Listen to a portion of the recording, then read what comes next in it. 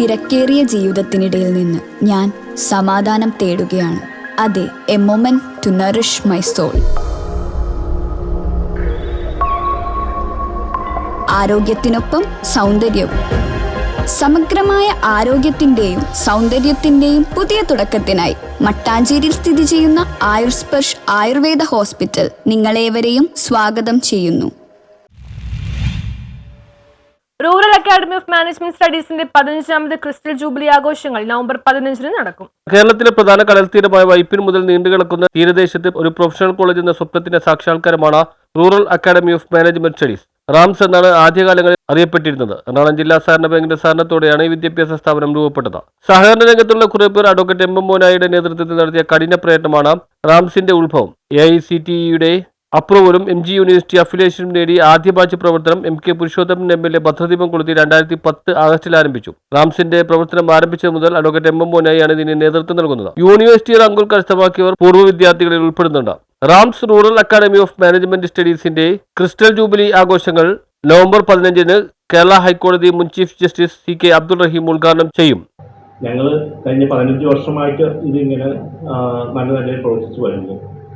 അതോടൊപ്പം തന്നെ സമൂഹത്തിൻ്റെ അടിത്തട്ടിൽ കിടക്കുന്ന കുറച്ച് അർഹരായ വിദ്യാർത്ഥികൾക്ക് ഏതാണ്ട് ഒരു 30-40% വിദ്യാർത്ഥികൾക്കും ഞങ്ങൾ സൗജന്യമായിട്ടാണ് വിദ്യാഭ്യാസം കൊടുക്കുന്നത്. അവരുടെ ഹോസ്റ്റൽ സൗകര്യം ഉൾപ്പെടെ. അത് ആൺകുട്ടികൾക്കും പെൺകുട്ടികൾക്കും താമസിക്കുന്നതിനുള്ള ഹോസ്റ്റൽ സൗകര്യം കോളേജിനകത്ത് തന്നെയുണ്ട്, സെപ്പറേറ്റ് ആയിട്ട്. അപ്പോൾ അതിന് സർക്കാരിൽ നിന്ന് ചെറിയ സഹായങ്ങൾ ഞങ്ങൾക്ക് ലഭിക്കുന്നുണ്ട്. ആ സഹായം മുഴുവനും വിദ്യാർത്ഥികൾക്കായിട്ട് കൊടുക്കുകയാണ്. ഞങ്ങൾ കോളേജിൽ ഇരിക്കുന്നില്ല. അപ്പോൾ അതാണ് ഒരു പ്രത്യേകത നമ്മൾ ഈ സ്ഥാപനത്തിനുള്ളത്. പൂർണ്ണമായും MBA വിദ്യാഭ്യാസം സൗജന്യമായി നമ്മൾ കൊടുക്കും. അപ്പോൾ ഞങ്ങൾക്ക് സർക്കാർ അനുവദിച്ചേക്കുന്നത് ഇതെന്താ വെച്ചാൽ ഒരു ടെസ്റ്റിൻ്റെ അടിസ്ഥാനത്തിൽ അഡ്മിഷൻ എടുക്കാവും. ഞങ്ങൾക്ക് സ്വന്തമായിട്ട് എടുക്കാൻ പറ്റില്ല. എൻട്രൻസ് ടെസ്റ്റ് ഉണ്ട്. ഒരു വർഷം 2 പ്രാവശ്യം എൻട്രൻസ് ടെസ്റ്റ് ഉണ്ട്. അതിൽ ക്വാളിഫൈ ചെയ്യാവുന്ന ആൾക്കാർ മാത്രമേ നമുക്ക് എടുക്കാൻ പറ്റുള്ളൂ. അപ്പോൾ അങ്ങനെ 60 സീറ്റ് ഞങ്ങൾക്ക് തന്നിട്ടുണ്ട്.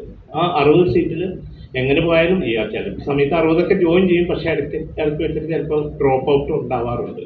എന്നാലും 50-ലും 60-ലും എടുക്കുന്ന കുട്ടികൾ എല്ലാ വർഷവും.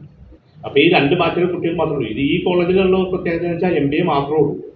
അപ്പോൾ ഞങ്ങൾക്ക് അത്രയുമുള്ള മറ്റ് പല കോളേജുകളൊക്കെ വരുമ്പോൾ എഞ്ചിനീയറിംഗ് കോളേജ് അതുപോലുള്ള.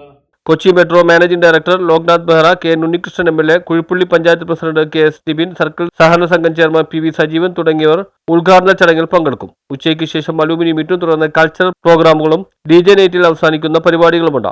പ്രശസ്ത സിനിമാ നടൻ ഉണ്ണിലാലും പ്രത്യേകാതിഥിയാണ്. Advocate M Monayi, advocate CM Majeed, KM Ambrose, doctor Jio Paul, doctor Minu John, doctor Shera Suresh എന്നിവരാണ് പരിപാടികൾക്ക് നേതൃത്വം നൽകുന്നത്.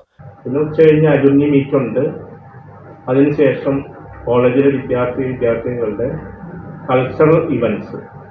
ആ കൾച്ചറൽ ഇവൻറ്റ്സ് എന്ന് പറയുന്നത് വളരെ അവരുടെ സകലവിധ കഴിവുകളും ഞങ്ങളത് പരിപോഷിപ്പിക്കുന്നുണ്ട്.